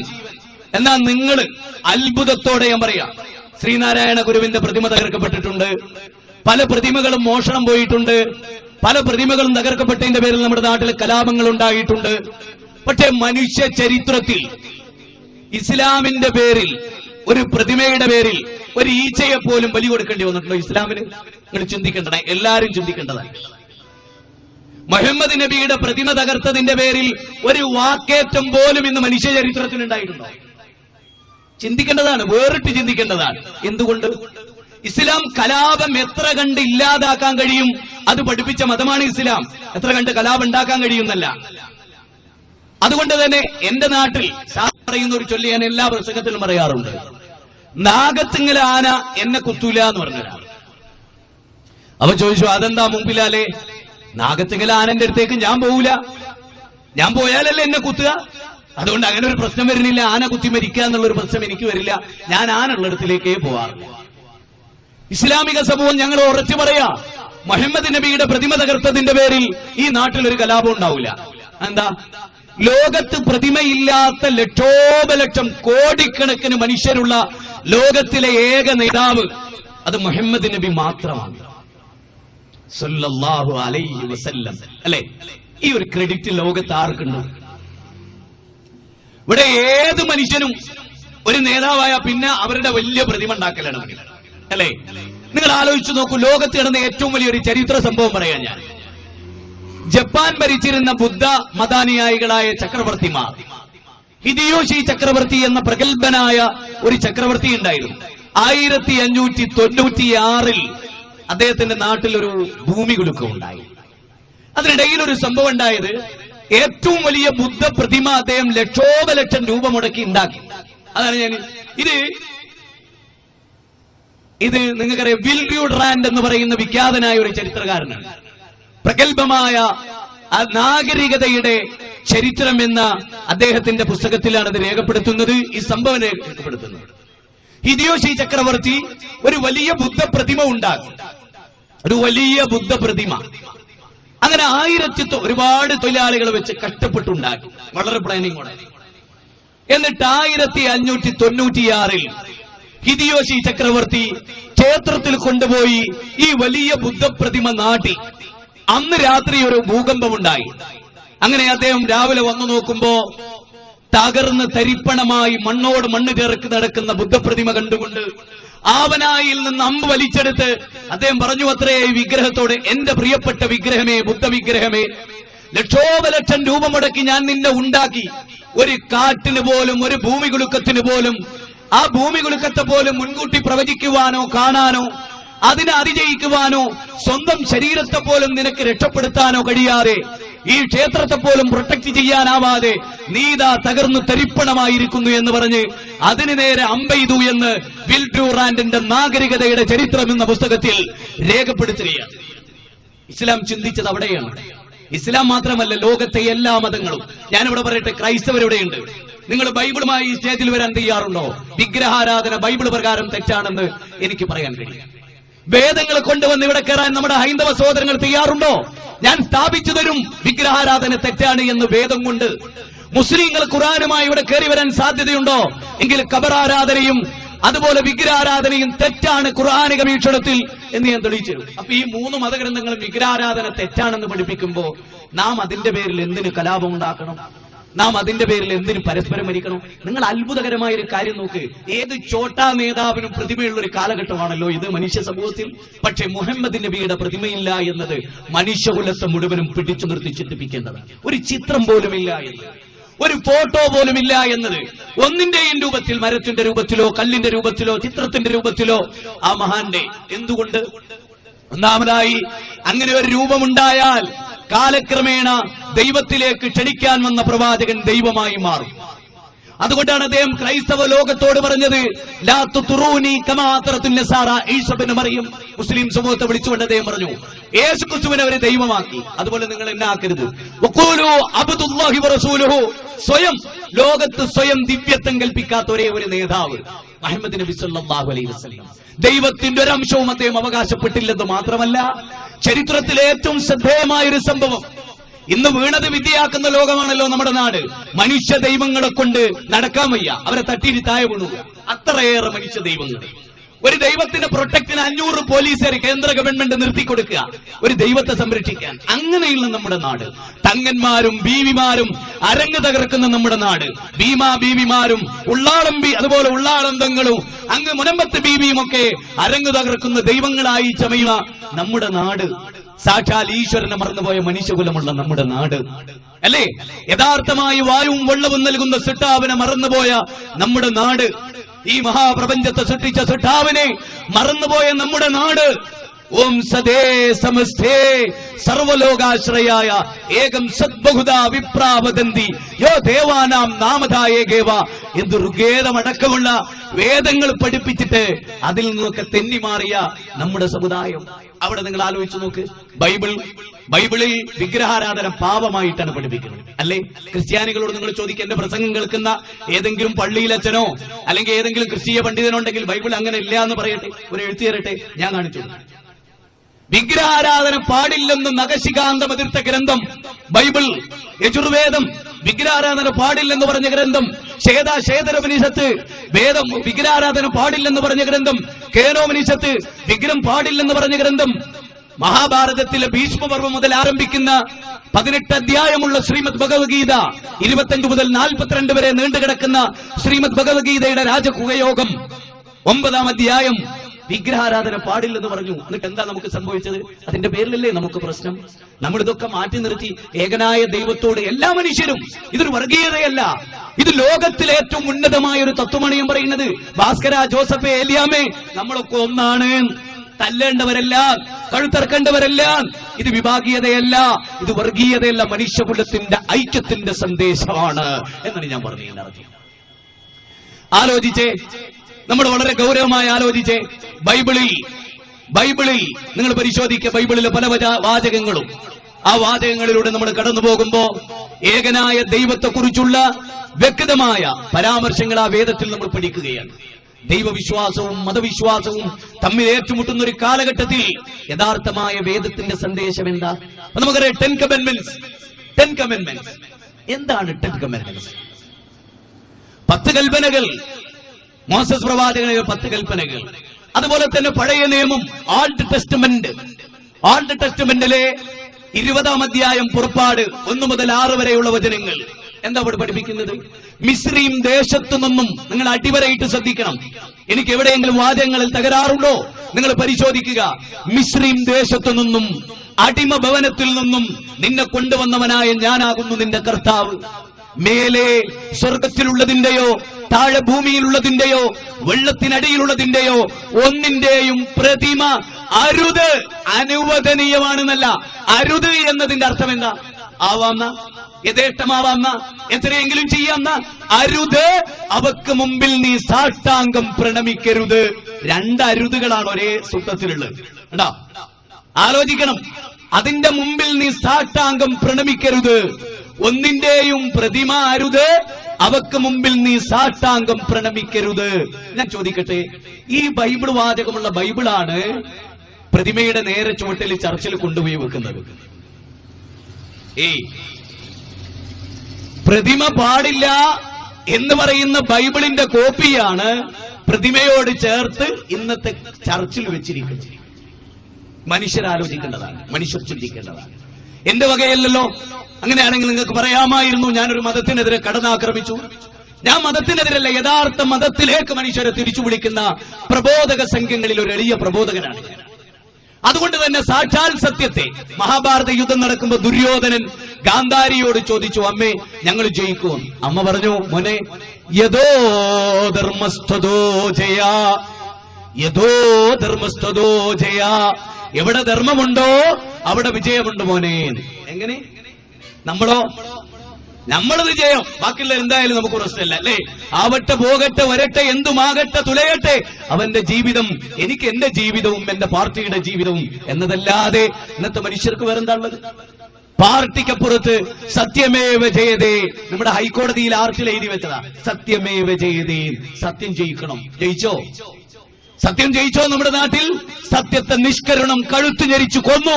ഈ രാജ്യത്ത് സത്യത്തിന്റെ കഴുത്തു ഞെരിച്ചു കൊന്നു. നമ്മുടെ ഏറ്റവും വലിയ സത്യമായ ഏകദൈവത്വം അത് നിരാകരിച്ച ഏറ്റവും വലിയ രാജ്യം ഇന്ത്യയാണ്. ആ ദൈവത്തിന്റെ വായു ശ്വസിച്ച്, ആ ദൈവത്തിന്റെ വെള്ളം കുടിച്ച്, ആ ദൈവത്തിന്റെ നാട്ടിലാണ് ഏറ്റവും വലിയ വിഗ്രഹാരാധന നടക്കുന്നത്. ആലോചിച്ചു നോക്ക്. വേദങ്ങൾ പഠിപ്പിക്കും. ഇനി നോക്ക്, ആവർത്തന പുസ്തകം നിങ്ങൾ പരിശോധിക്കുക. ആവർത്തന പുസ്തകത്തിന്റെ 4-ാം അധ്യായം 17-18 വാചകങ്ങൾ. ആവർത്തന പുസ്തകം നമ്മെ പഠിപ്പിക്കുന്ന വളരെ കാതലായ ഒരു കാര്യത്തെക്കുറിച്ച് ഞാൻ നിങ്ങളുടെ ശ്രദ്ധയിൽപ്പെടുത്തട്ടെ. ആവർത്തന പുസ്തകം നമ്മെ പഠിപ്പിക്കുന്നത് നിങ്ങൾ കേൾക്കൂ. ആവർത്തന പുസ്തകത്തിന്റെ 4-ാം അധ്യായം 17-18 വാചകങ്ങൾ. അവിടെ പറയുന്നത്, ആണിന്റെയോ പെണ്ണിന്റെയോ ചിത്രമോ രൂപമോ പ്രതിമയോ ഉണ്ടാക്കി നീ ദൂഷിതനാകരുത്. ആണിന്റെയോ പെണ്ണിന്റെയോ, കന്യാമറിയം പെണ്ണല്ലേ? അതെ, അവരുടെ ഫോട്ടോ. അൽഫോൻസ, നിങ്ങൾ നോക്കൂ, പല ബർണിങ്ങാനത്തെ ഒരു സ്ത്രീ, ഒരു പരിശുദ്ധയാവാം, ആയിക്കൊള്ളട്ടെ, ആവട്ടെ, നമുക്കതിൽ വിരോധമൊന്നുമില്ല. പക്ഷേ അവരുടെ ചിത്രം വെക്കുന്നത് ബൈബിൾ എതിർത്തിട്ടുണ്ട്. ഞാൻ ഉറച്ചു പറയുന്നു, ധൈര്യമായി പറയും, ഉന്നതമായി പറയുന്നു, അത് പാടില്ലെന്ന് വിലക്കിയ മതം. ആകാശത്തിലെ പർവ്വചാരികളുടെ ചിത്രമോ രൂപമോ ഉണ്ടാക്കി ദൂഷിതനാകരുത്. ആവർത്തന പുസ്തകം 4-ാം അധ്യായം 17-18 വാചകങ്ങൾ. മത്സ്യാദികളുടെ ചിത്രങ്ങളോ ഫോട്ടോകളോ പ്രതിമകളോ ഉണ്ടാക്കരുത്. അങ്ങനെ നീ ദൂഷിതനാകരുത്. ഉരകവർഗത്തിന്റെയോ ജന്തുക്കളുടെയോ പ്രതിമ ഉണ്ടാക്കി നീ ദൂഷിതനാകരുത് എന്ന ബൈബിളിലെ പരാമർശം പ്രാവർത്തികമാക്കാനല്ലേ അത് വായിക്കുന്നത്? ഞാനത് വായിച്ചു, ഞാനതുകൊണ്ട് പ്രാവർത്തികമാക്കി. അത് ശരിയല്ല, ഞങ്ങൾ അതുകൊണ്ട് പ്രാവർത്തികമാക്കി, അല്ലേ? അത് പാടില്ല എന്ന് പറഞ്ഞു, അതുകൊണ്ട് പ്രതിമല്ല, ഒന്നിന്റെയും പ്രതിമയില്ല. കാരണം മതം അത് വിലക്കി. ഇനിയോ നമുക്ക് പരിശോധിക്കാവുന്നതാണ് വേദങ്ങൾ, ഖുർആൻ. ഞാൻ ബൈബിൾ പറഞ്ഞു, ഖുർആൻ നോക്കൂ നിങ്ങൾ. യാ അബതി, എന്റെ പ്രിയ പിതാവേ, ലിമ തഅബുദു മാ ലാ യസ്മഉ വലാ യുബ്സിറു വലാ യുഗ്നി അൻക ശൈഅ മാ ഹാദിഹി തമാസീലു ലത്തി വഅൻതും ലഹാ അകിഫൂൻ. ഒരു പ്രവാചകൻ, അബ്രഹാം പ്രവാചകൻ ഇബ്രാഹിം അലൈഹിസ്സലാം, അദ്ദേഹത്തിന്റെ പിതാവ് ആസർ. ആ ആസർ ബൗദ്ധൈവ വിശ്വാസിയായിരുന്നു, വിഗ്രഹം ഉണ്ടാക്കിയ ആളായിരുന്നു, വിഗ്രഹത്തെ ആരാധിച്ച ആളായിരുന്നു, വിഗ്രഹം കമ്പോളത്തിൽ വിറ്റ ആളായി. അതുകൊണ്ട് ആ പിതാവിനോട് ചോദിച്ചു, പ്രിയ പിതാവേ, നിങ്ങൾ ഈ ആരാധിക്കുന്ന വിഗ്രഹം കാണുമോ, കേൾക്കുമോ, അറിയുമോ, ചിന്തിക്കുമോ, പ്രയോജനമുണ്ടോ, എന്തെങ്കിലുമുണ്ടോ? ഒന്നുമില്ല. അപ്പോൾ ബാപ്പയും അനുയായികൾ പറഞ്ഞത്, ഒന്നുമില്ലെന്ന് ഞങ്ങൾക്കറിയാം, പാരമ്പര്യമായി ചെയ്തു പോന്നതാണ്. അതെ. അപ്പൊ ഖുർആൻ അതിനെ ശക്തമായി എതിർത്തു. ഖുർആനിലെ 19-ാം അധ്യായം 42-ാമത്തെ സൂക്തം, ഖുർആനിലെ 21-ാം അധ്യായം 51 മുതൽ 52, 53 വചനങ്ങൾ. അപ്പോ ബൈബിളും വിഗ്രഹാരാധന പാടില്ല എന്ന് പറഞ്ഞു, ഖുർആനും വിഗ്രഹാരാധന പാടില്ല. അപ്പൊ ഭാസ്കരേട്ടന് ഒരു തോന്നൽ, ഹൈന്ദവ ഗ്രന്ഥത്തിൽ വിഗ്രഹാരാധന ഉണ്ടോ? ഇല്ലാന്ന് ഉണ്ടെന്ന് ആര് പറഞ്ഞാലും ശരിയല്ല, ഇല്ല. ഞാനല്ലാതെ പറയുന്നത്. സ്വാമി ദയാനന്ദ സരസ്വതി ആര്യ സമാജത്തിന്റെ സ്ഥാപകനായിരുന്നു. അദ്ദേഹത്തിന്റെ സത്യാർത്ഥ പ്രകാശത്തിന്റെ 515 പേജ് വായിക്ക്. 16 ദൂഷ്യങ്ങളുണ്ട് വിഗ്രഹാരാധനയ്ക്ക്. ഞാൻ നേരത്തെ പറഞ്ഞ രാജാറാം മോഹൻ റോയ് ബ്രഹ്മസമാജത്തിന്റെ സ്ഥാപകനായിരുന്നു. ഏകദൈവ വിശ്വാസികൾക്ക് ഒരു ഉപഹാരം എന്ന പുസ്തകം ട്രാൻസ്ലേറ്റ് ചെയ്ത മനുഷ്യനായിരുന്നു. അപ്പൊ ഇന്ത്യയിൽ വേദത്തിലൂടെ മതം പഠിച്ചവർ യഥാർത്ഥത്തിൽ വിഗ്രഹാരാധന ചെയ്യില്ലെന്നാണ് എന്റെ വിശ്വാസം. ഇനിയോ ശ്വേതരോപനിഷത്തിന്റെ 4-ാം അധ്യായം, ആവർത്തന പുസ്തകം 4-ാം അധ്യായം, ശ്വേതരോപനിഷത്തിന്റെ 4-ാം അധ്യായം നല്ല സാമ്യതയുണ്ട്. അതിലെ 19-ാമത്തെ വചനം, മറ്റതിൽ 18-ാമത്തെ വചനം. അവിടെ പറയുന്നത് എന്താ? ന തസ്യ പ്രതിമാസ്തി, ന തസ്യ പ്രതിമാസ്തി. ആ ദൈവത്തിന് പ്രതിമയേയില്ല, ആ ദൈവത്തിന് പ്രതിമയേയില്ല. ന തസ്യ പ്രതിമാ അസ്തി, ആ ദൈവത്തിന് പ്രതിമയേയില്ല. യജുർവേദം 32-ാം അധ്യായം 2-ാമത്തെ സൂക്തം, അതിൽ പറയുന്നത് എന്താ? ന തസ്യ പ്രതിമാ അസ്തി. യജുർവേദം. യജുർവേദത്തിലൂടെ കടന്നു പോകുമ്പോ നമ്മൾ എന്താ മനസ്സിലാക്കുക? യജുർവേദത്തിൽ ഇങ്ങനെ കാണുന്ന ഒരു സൂക്തത്തിൽ വിഗ്രഹാരാധന പാടില്ല. എന്നിട്ട് അത് വായിച്ചിട്ട് നേരെ പോയിട്ട് വിഗ്രഹത്തിന് മുമ്പിൽ നിൽക്കേ. എനിക്ക് കഴിയില്ല എന്നാ ഞാൻ പറഞ്ഞത്. വേദം പഠിപ്പിക്കാതെ അതനുസരിച്ച് ജീവിക്കണം എന്നാണ് പറഞ്ഞതിന്റെ ചുരുക്കം. അങ്ങനെ ചെയ്യണമെന്നാണ് മതക്കാരുടെ നമുക്ക് പറയാനുള്ളത്. കേരളത്തിൽ മുസ്ലിമീങ്ങളിൽ നിന്ന് മുജാഹിദുകൾക്കുള്ള പ്രത്യേകത എന്താ? അവർ സാക്ഷാൽ മതത്തിന്റെ അനുയായികളാണ്. അതുകൊണ്ടാണ് എല്ലാ മുസ്ലിങ്ങളാലും ഞങ്ങൾ എതിർക്കപ്പെടുന്നത്. പോലീസ് ഡിപ്പാർട്ട്മെന്റിന് ഞങ്ങളെ കുറിച്ച് പരാതി കൊടുത്തവരുടെ കൂട്ടത്തിൽ മുസ്ലിങ്ങൾ ഉൾപ്പെടാൻ കാരണം ഞങ്ങൾ പ്യൂർ മതത്തിലേക്കാണ് ക്ഷണിക്കുന്നത്. വക്രതയില്ലാത്ത, മനുഷ്യന്റെ കൈകടത്തലുകൾക്ക് വിധേയമാവാത്ത, ദൈവീകത്വം എന്ന് പൂർണ്ണമായി ഉറപ്പുള്ള ഒരു ദർശനത്തിലേക്കാണ് മാനവതയെ ഞങ്ങൾ ക്ഷണിക്കുന്നത്. അതാണ് ഞങ്ങൾക്ക് ഈ മതസമൂഹങ്ങളിൽ നിന്നെല്ലാമുള്ള പ്രത്യേകത. ഇനിയോ ഇന്ത്യൻ മുജാഹിദീൻ എന്ന് പറഞ്ഞിട്ട് ഒരു സംഘടന അങ്ങനൊന്നും ഇല്ലട്ടോ. ഞാനല്ല പറയില്ല. ഇന്ത്യയിലെ ഏറ്റവും സ്വകാര്യ ഏജൻസിക്ക് ഇന്ന് വരെ തെളിയിക്കാൻ കഴിഞ്ഞിട്ടില്ല. ഇന്നുവരെ കിട്ടിയിടത്തോളം അവർ പറയുന്ന അങ്ങനെ ഒരു സംഘടന ഇല്ല. പിന്നെ ഉണ്ടോ? ഉണ്ടെങ്കിൽ അത് സിമിയുടെ തുടർച്ചയാണ്. സിമി എന്ന് പറയുന്ന സംഘടനയുടെ തുടർച്ചയാണ്. ഞാൻ നിങ്ങളോടൊന്ന് പറഞ്ഞോട്ടെ, കൊല്ലം, ആറ്റിങ്ങൽ, തിരുവനന്തപുരം, ചിറങ്കീഴ്, ഇതൊക്കെ മുജാഹിദ് പ്രസ്ഥാനത്തിന്റെ സ്റ്റാർട്ടിംഗ് പോയിന്റ് ഉള്ള സ്ഥലമാണ്. ഈ പ്രദേശങ്ങളെല്ലാം എന്താണ് കേരളത്തിലെ മുജാഹിദ് പ്രസ്ഥാനം എന്ന് പറയുന്നത്? എന്താണ് ഇത്? നമ്മൾ ആദ്യമായിട്ട് ഞാൻ ഒന്ന് ചോദിച്ചോട്ടെ. ഇന്ത്യയിൽ ബാബരി മസ്ജിദിന്റെ താഴികക്കുടങ്ങൾ ഒന്നൊന്നായി തല്ലിത്തകർത്ത് ഇന്ത്യൻ മതേതരത്വത്തിന് കടക്ക് കത്തിവെച്ച ഡിസംബർ 6 നിങ്ങൾ ഓർക്കുന്നുണ്ടോ? നിങ്ങൾ എല്ലാവരും ഓർക്കുന്നു അല്ലേ? ആ 6-ാം തീയതിക്ക് ശേഷം ലോകത്ത് മനുഷ്യന്റെ ചരിത്രത്തിൽ എവിടെയും ഒരു സമ്മേളനവും മതസമ്മേളനം നടന്നിട്ടില്ല മനുഷ്യ ചരിത്രത്തിൽ. എന്നാൽ ഒരു സമ്മേളനം നടന്നിട്ടുണ്ട് താൻ. അതെവിടെ? ആരാ അത് സംഘടിപ്പിച്ചത്? എന്തായിരുന്നു അവരുടെ പ്രമേയം? പരിശോധിക്കപ്പെടണം. ചരിത്രത്തിന്റെ തീജ്വാലയായി മാറിയ സമ്മേളനം, ചരിത്രത്തിന്റെ താളുകളിൽ തങ്കലിപികളാൽ ഉല്ലേഖനം ചെയ്യപ്പെട്ട സമ്മേളനം മുജാഹിദ് പ്രസ്ഥാനം നടത്തിയ സമ്മേളനമായിരുന്നു. എവിടെ? പ്രിയപ്പെട്ടവരെ, ബാബരി മസ്ജിദ് പൊളിച്ചിട്ട് 2 ആഴ്ചക്കുള്ളിൽ, മനസ്സിലാക്കണോ, ബാബരി മസ്ജിദ് പൊളിച്ചിട്ട് 2 ആഴ്ചക്ക് ശേഷം മുജാഹിദ് പ്രസ്ഥാനം നടത്തിയിട്ടുള്ള ഐതിഹാസികമായ ചതുർദിന സമ്മേളനം പാലക്കാട് കോട്ട മൈതാനിയിൽ. ആ സമ്മേളനം നിർത്തിവെക്കണം, മതസ്പർദ്ധ ഉണ്ടാവും എന്ന് പറഞ്ഞു കേന്ദ്രം. അപ്പൊ മന്ത്രിമാരും സാഹിത്യകാരന്മാരും മതപരിഷ്കർത്താക്കളും മതവിഭാഗത്തിൽപ്പെട്ട നല്ല ബോധമുള്ളവരും പറഞ്ഞു ആ സമ്മേളനം നടക്കണം. കാരണം ഈ രാജ്യത്തിലെ ഏറ്റവും നല്ല മതസമൂഹമാണ് മുജാഹിദുകൾ. അവരുടെ സമ്മേളനം നടക്കേണ്ടതുണ്ട്. കാരണം അവരുടെ പ്രമേയം മതം മനുഷ്യ സൗഹാർദ്ദത്തിന് എന്നതാണ്. കേരളം ഇന്നും ശാന്തമായി നിലനിൽക്കുന്നത് മുജാഹിദ് പ്രസ്ഥാനം കേരളത്തിലുള്ളത് കൊണ്ടാണ്. ഈ വസ്തുത നിങ്ങൾ മനസ്സിലാക്കുക. ഞാനിത് പറയുന്നല്ലോ, ഈ സമ്മേളനം നടത്താൻ ഞങ്ങൾക്കല്ലാതെ വേറൊരു മതസമൂഹത്തിനും സാധിച്ചിട്ടില്ല. ഞങ്ങൾക്ക് എന്തുകൊണ്ട് സാധിച്ചു? മതം മനുഷ്യ സൗഹാർദ്ദത്തിന് എന്നതായിരുന്നു ഞങ്ങളുടെ പ്രമേയം. ആ സമ്മേളനം നടന്നു. ഒരു ഇല പോലും വീഴാതെ നടന്നു.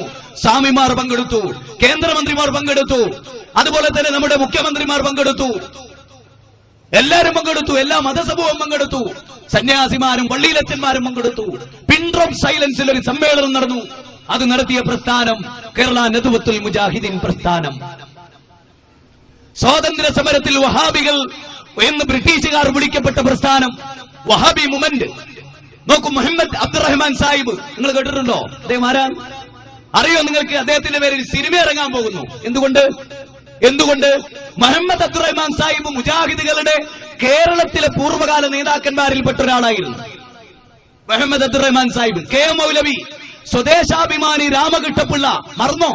സ്വദേശാഭിമാനി രാമകൃഷ്ണപിള്ളക്ക് സ്വദേശാഭിമാനി രാമകൃഷ്ണപിള്ള എന്ന പേര് ചാർത്തിക്കൊടുത്ത പ്രസ്ഥാനം മുജാഹിദ് പ്രസ്ഥാനം, കേരള നദ്വത്തുൽ മുജാഹിദീൻ പ്രസ്ഥാനം. നിങ്ങൾക്കറിയുമോ, ഞങ്ങളുടെ കേരളത്തിലെ ലീഡറായിരുന്ന കെ എം മൗലവിയുടെ പത്രോഫീസിന്റെ പേരായിരുന്നു സ്വദേശാഭിമാനി. അദ്ദേഹം നടത്തിയ പത്രം സ്വദേശാഭിമാനി പത്രം. അത് രാമകൃഷ്ണപിള്ളക്ക് വിട്ടുകൊടുത്ത് കെ എം മൗലവിയുടെ സഹായത്തോടെ വളർന്ന, അതുകൊണ്ട് തന്നെ സ്വദേശാഭിമാനി രാമകൃഷ്ണപിള്ളയെ പറ്റി പഠിക്കുന്ന വിദ്യാഭ്യാസ സ്ഥാപനങ്ങളിൽ കെ എം മൗലവിയെ മറന്നുകൊണ്ട് കേരളത്തിനൊരു ചരിത്രമില്ല മനുഷ്യരെ. കെ എം മൗലവിയെ സൃഷ്ടിച്ച ഈ പ്രസ്ഥാനം, കോൺഗ്രസിന്റെ അനിശ്ചിതനായ നേതാവായി കേരളത്തിൽ അറിയപ്പെട്ട ഈ മൊയ്ദ് മൗലവി സാഹിബ് നയിച്ച പ്രസ്ഥാനം, വക്കം മൗലവിയും കെ എം മൗലവിയും സാരഥികളായി കടന്നു വന്ന പ്രസ്ഥാനം. ഈ പ്രസ്ഥാനം സ്വാതന്ത്ര്യത്തിന്റെ മുന്നിൽ നടക്കുകയും സ്വാതന്ത്ര്യത്തിന് 1000 വട്ടം ശാപമെന്ന് നേർന്ന മൗദൂദിസ്റ്റുകളുടെ അനുയായികളായിരുന്നില്ല ഞങ്ങൾ. ജനാധിപത്യവും വിശ്വാസവും സോഷ്യലിസവും അതുപോലെ സെക്യുലറിസവും നിങ്ങളുടെ ഈമാനിനും ഇസ്ലാമിനും ഘടകവിരുദ്ധമാണ്. നിങ്ങൾ ജനാധിപത്യത്തെ സഹായിക്കാന്ന് പറഞ്ഞ ഇപ്പോഴോ ഇന്നത്തെ ടി ആരിഫ് അലി സാഹിബിന്റെ എഡിറ്റോറിയൽ ഞങ്ങൾ രാഷ്ട്രീയ പ്രസ്ഥാനമായി പ്രഖ്യാപിച്ചിരിക്കുന്നു. വായിക്കണം. ഞാൻ ചോദിക്കുന്നു, നിങ്ങൾ ഏത് രാജ്യത്താ പ്രവർത്തിക്കുക? ജനാധിപത്യം അനുസരിച്ചാണോ? സ്വച്ഛാധിപത്യം അനുസരിച്ചാണോ? ഖുർആൻ അനുസരിച്ചാണോ? ഇന്ത്യൻ ഭരണഘടന അനുസരിച്ചാണോ? നിങ്ങൾ രാഷ്ട്രീയ പാർട്ടിയായി വരികയാണല്ലോ, പ്രഖ്യാപിച്ചു. ടീം ആരിഫ് അലി സാഹിബ് കേരളത്തിലും പ്രഖ്യാപിച്ചു. ആലോചിച്ചു നോക്ക്. മുജാഹിദ് പ്രസ്ഥാനം, മുജാഹിദ് എന്ന പദത്തിന്റെ അർത്ഥം ക്ഷത്രിയൻ എന്നാണ്, യോദ്ധാവ്. നേർക്ക് നേരെ അതിന്റെ അർത്ഥം ധർമ്മസമരം ചെയ്യുന്നവൻ എന്നാണ്. മുജാഹിദുകൾ എന്ന പേര് ഞങ്ങൾ സ്വീകരിച്ച എന്താ? ഈ സമൂഹത്തിനിടയിൽ തന്നെയുള്ള ജീർണതകൾക്കെതിരെ ആദർശം പടവാളാക്കി തൂലികയാക്കി പോരാടിയ പ്രസ്ഥാനമാണ് മുജാഹിദ് പ്രസ്ഥാനം. ആയുധമേന്തിയ പ്രസ്ഥാനമല്ല, ബോംബുണ്ടാക്കിയ പ്രസ്ഥാനമല്ല. ഇന്നുവരെ മുജാഹിദ് പ്രസ്ഥാനത്തിന്റെ ഒരു നേതാവിനെ 100 കൊല്ലത്തിന്റെ ചരിത്രത്തിനിടയിൽ ന്യായമായി അറസ്റ്റ് ചെയ്യാൻ പോലീസുകാർക്ക് സാധിച്ചിട്ടില്ല. ഒരു തെളിവും കിട്ടിയിട്ടില്ല. ഞാൻ വെല്ലുവിളിച്ചു പറയുന്നു, കേരളത്തിലെ മുജാഹിദ് പ്രസ്ഥാനത്തിന്റെ സകല ആസ്ഥാനങ്ങളും സകല പള്ളികളും നിങ്ങൾക്ക് വേണമെങ്കിൽ അവിടെ കയറി റെയ്ഡ് നടത്താം. ഏത് വിധേനയുള്ള പരിശോധനയ്ക്കും നിങ്ങൾക്ക് തയ്യാറാവാം. മുജാഹിദ് പ്രാസംഗികരെയും പണ്ഡിതന്മാരെയും നിങ്ങൾക്ക് ഏത് ജനകീയ കോടതിയിലും വിചാരണ ചെയ്യാം. ഒരു തുമ്പും തീവ്രവാദത്തിന്റെ ഭീകരവാദത്തിന്റെ ഒരു തുമ്പും നിങ്ങൾക്ക് ലഭിക്കില്ല. നിങ്ങൾ തെറ്റിദ്ധരിച്ച പ്രസ്ഥാനമല്ല ഞങ്ങൾ കുറച്ച് മുന്തിയ പ്രസ്ഥാനമാണ്. That's all. ഈ പ്രസ്ഥാനത്തെ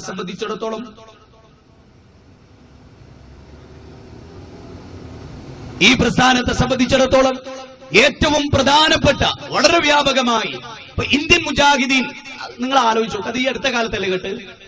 അതിന്റെ മുമ്പുണ്ടാക്കിയ പള്ളിയാണ് ഇവിടുത്തെ ആറ്റിങ്ങലെ സലഫി പള്ളി, മുജാഹിദ് പള്ളി അല്ലേ? എത്ര മാസമായി ഇപ്പോ? 1 കൊല്ലം കഴിഞ്ഞു, 2 കൊല്ലം കഴിഞ്ഞു അല്ലേ? 2 കൊല്ലമായി ഇന്ത്യൻ മുജാഹിദീൻ എന്ന പ്രഖ്യാപനം തുടങ്ങി 2 മാസമായിട്ടേ അല്ലേ? നിങ്ങൾക്ക് ആർക്ക് എന്തേ 2 കൊല്ലം മുമ്പ് തുടങ്ങി ഈ പള്ളിനെ കുറിച്ച് അങ്ങനെ ഒരു ചിന്ത ഇല്ലാതിരുന്നത്? എന്താ ഇല്ലാതിരുന്നത്? 100 കൊല്ലമായി ഈ പ്രസ്ഥാനം. ഇനിയോ കേരളത്തിലെ ആദ്യത്തെ രജിസ്റ്റേർഡ് മുസ്ലിം സംഘടന ഏതറിയോ? മുജാഹിദ് പ്രസ്ഥാനം. എങ്ങനെ? കാന്തപുരത്തിന്റെ പൂത്ത പണം കണ്ടിട്ട് ചിലപ്പോൾ അയാൾ നേതാവാണെന്നൊക്കെ എല്ലാവർക്കും തോന്നും. മുമ്പര് പൈസ വാരി എറിഞ്ഞ ഭരണാധികാരികൾക്ക് ചിലപ്പോൾ തോന്നിയിട്ടുണ്ടാകാം. പക്ഷേ കാന്തപുരത്തിന്റെ പ്രസ്ഥാനമൊക്കെ ഞങ്ങളുണ്ടായി പിന്നെ 10-20 കൊല്ലം കഴിഞ്ഞിട്ടുണ്ടായതാ. കേരളത്തിലെ ആദ്യത്തെ മുസ്ലിം സംഘടന കേരള ഐക്യസംഘം എന്ന് പറയുന്ന സംഘടനയാണ്. അതിന്റെ നേതാക്കന്മാർ മുജാഹിദുകളായി. ഞാൻ പറഞ്ഞ കെ എം മൗലവിയും വക്കം മൗലവിയും MCCയും ഈ പറഞ്ഞിരിക്കുന്ന പണ്ഡിതന്മാരും മുർമൂലടക്കമുള്ള മഹാന്മാരായ നേതാക്കൾ, അവരൊക്കെ രാജ്യസ്നേഹികളും രാജ്യത്ത് നന്മ പ്രചരിപ്പിച്ചവരും ഇവിടുത്തെ സ്വാതന്ത്ര്യ സമരത്തിൽ പങ്കെടുത്തവരും കോൺഗ്രസിലും മറ്റ് രാഷ്ട്രീയ പാർട്ടികളിലും ശക്തമായി പ്രവർത്തിച്ചവരുമായിരുന്നു. അതുകൊണ്ട് മുജാഹിദ് പ്രസ്ഥാനത്തിന്റെ ചരിത്രത്തെ നിങ്ങൾ ആരും കീക്കാൻ തൂക്കാക്കാൻ ശ്രമിച്ചാവില്ല. ചരിത്രം നിങ്ങൾക്ക് മാപ്പ് തരില്ല. ആണ് അതിന്റെ പ്രശ്നം. മുജാഹിദ് പ്രസ്ഥാനത്തെ സംബന്ധിച്ചിടത്തോളം കൃത്യമായ ഒരു അജണ്ടയുണ്ട്. എറണാകുളത്ത് വെച്ച് ഞങ്ങൾ ഒരു സമ്മേളനം നടത്തി. 1 മിനിറ്റ് പോലും റോഡ് ബ്ലോക്ക് ചെയ്തില്ല. 1 മിനിറ്റ് പോലും. ട്രാഫിക് ഉദ്യോഗസ്ഥൻ ഞങ്ങളുടെ പണ്ഡിതനോട് ചോദിച്ചു, AP അബ്ദുൽ ഖാദർ മൗലവിയോട് ചോദിച്ചു, അല്ല മൗലവി, ഞങ്ങൾക്ക് അത്ഭുതമാണ്, ഏറ്റവും കൂടുതൽ ട്രാഫിക് ജാമുള്ള ഒരു പ്രദേശമാണ് ഈ എറണാകുളം എന്ന് പറയും. ലക്ഷോപലക്ഷം മനുഷ്യർ പങ്കെടുത്ത ഒരു സമ്മേളനം, 10,000-കണക്കിന് വാഹനങ്ങൾ വന്നൊരു സമ്മേളനം, ഊച്ചാലി ഈർക്കലി സംഘടനകൾ 10 ആൾ വന്നാൽ 2 മണിക്കൂർ റോഡ് ബ്ലോക്ക് ആകുന്ന ഈ ഹൈവേയിൽ ഒരു 10 മിനിറ്റ് എന്തുകൊണ്ടാ മൗലവി നിങ്ങൾ ആളുകൾ റോഡ് ബ്ലോക്ക് ചെയ്യാതിരുന്നത് എന്ന് ചോദിച്ചു. AP അബ്ദുൽ ഖാദർ മൗലവി പറഞ്ഞു, ഞങ്ങളുടെ മതം റോഡ് ബ്ലോക്ക് ചെയ്യുന്നതിന് എതിർത്ത മത. ഏയ് ഇസ്ലാം എന്ന് പറഞ്ഞാൽ എന്താ? ഈ ഫ്രീഡം പരേഡ് കണ്ടോ, അത് അനിസ്ലാമികമാണ്, ഇസ്ലാമല്ല. ഫ്രീഡം പരേഡ് ഉണ്ടല്ലോ, റോഡ് ബ്ലോക്ക് ചെയ്ത 2.5 മണിക്കൂർ, കുഞ്ഞുമോനെ അത് ഇസ്ലാമല്ല. നബിദിന റാലി അത് നബി പഠിപ്പിച്ചല്ല, അതിനെതിരാ. നബിദിന റാലി നടത്തുന്നവരെയാണ് പ്രവാചകൻ ഏറ്റവും കൂടുതൽ വെറുക്കുക. കാരണം എന്താ? ഒരു മകനോട് പിതാവ് പറയും, മോനെ നീ ഒരു തുള്ളി